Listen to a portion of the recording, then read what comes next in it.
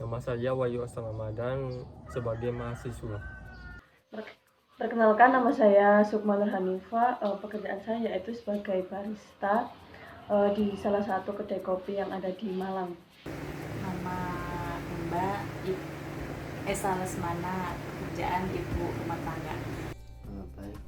Perkenalkan, nama saya Muhammad Rifki Hamdi.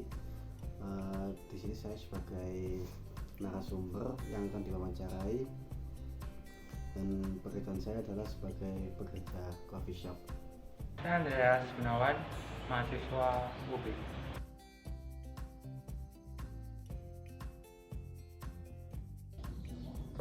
Karena COVID parah, jadi yang sebelumnya offline jadi online. Menurut saya dampak dari COVID-19 mengenai pekerjaan saya itu cukup berpengaruh ya dalam pekerjaan, apalagi masa-masa PPKM seperti ini, karena dari sistem pekerjaan saya tersebut gaji yang saya dapat juga bisa dikatakan menurun ataupun berkurang. Lalu untuk pengunjung sendiri juga karena mungkin dibatasi, atau dari sistem pemerintahan sendiri yang ada di Indonesia juga membatasi untuk area kafe ataupun rumah makan kan juga dibatasi hanya beberapa persen saja. Jadi juga minat dari anak muda sendiri ataupun minat dari orang-orang untuk datang ke kafe atau ke resto-resto kan juga harus berpikir dua kali agar tidak menimbulkan kerumunan. Selama pandemi ini, pekerjaan menurun sih, menurun ya.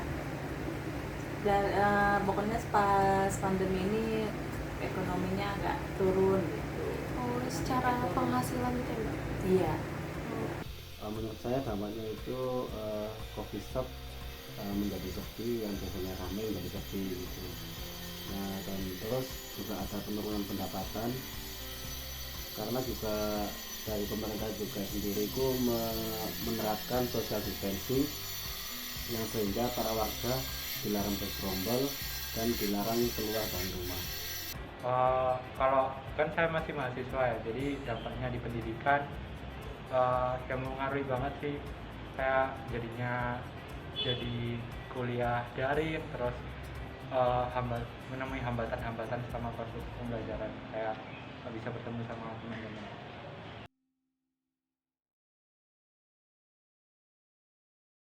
Ada yaitu kuota dari pemerintah. Untuk bantuan sendiri saya tidak menerima sih dari pemerintah, jadi pure atau semua dari gaji. Kalau boleh tahu, bantuan sosialnya itu berupa uang atau sembako atau bagaimana, Mbak? Berupa uang. Oh, berupa uang. Uang yang diberikannya itu sebesar berapa ya, Mbak? Lagi pertama pas datangnya pandemi sih 600.000. Oh, 600.000. Itu untuk per bulan atau 3 bulan? Oh, 3 bulan. Untuk bantuan sendiri saya tidak menerima karena selama pandemi ini saya tidak menerima karena mungkin dari keluarga saya sudah cukup untuk menerima tidak menerima dana bansos. Iya.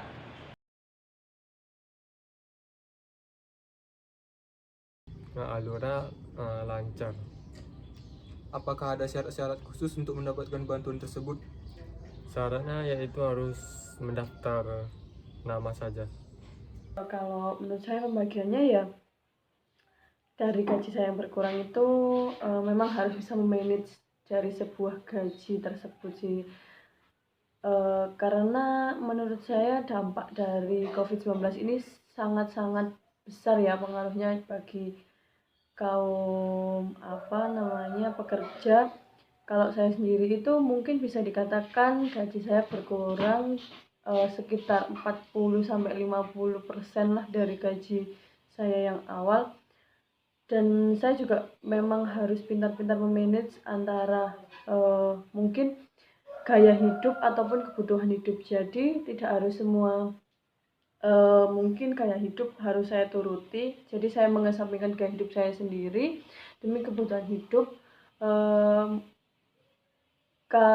bisa dikatakan meningkatkan kebutuhan hidup demi bisa bahasa kasarnya bisa bertahan lah di COVID-19 ini gitu. Kita melalui RT ya, melalui RT, RW, terus ke pengurus yang lainnya gitu.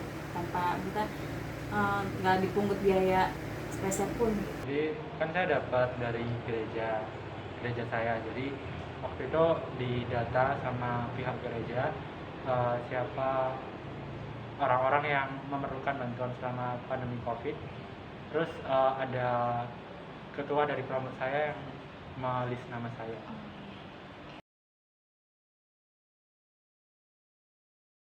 Cukup. Ya sebenarnya sih kurang ya, namanya 500.000 tuh 13 kali, kalau menurut saya kurang gitu. Apalagi kan sekarang apa-apa sembako meningkat, terus harga juga mulai tinggi gitu. Kalau belum juga anak sekolah, belum juga biaya anak sekolah gitu. Kalau menurut saya sih kurang gitu. Bantu.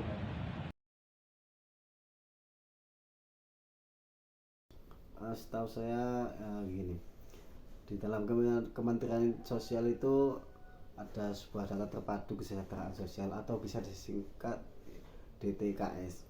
Nah, sebagai pemerintah untuk menentukan layak atau tidak seorang warga itu bisa mendapat bantuan atau tidak, itu menggunakan data DTKS tadi.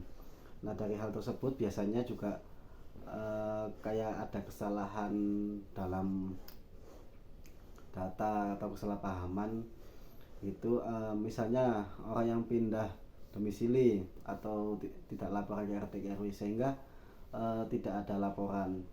Dengan tidak ada laporan itu jadi warga tidak menerima dana bantuan sosial.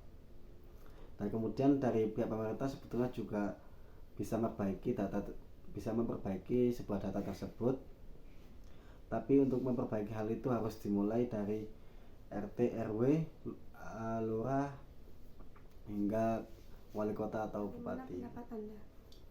Setahu saya gini, di dalam Kementerian Sosial itu ada sebuah data terpadu kesejahteraan sosial atau bisa disingkat DTKS.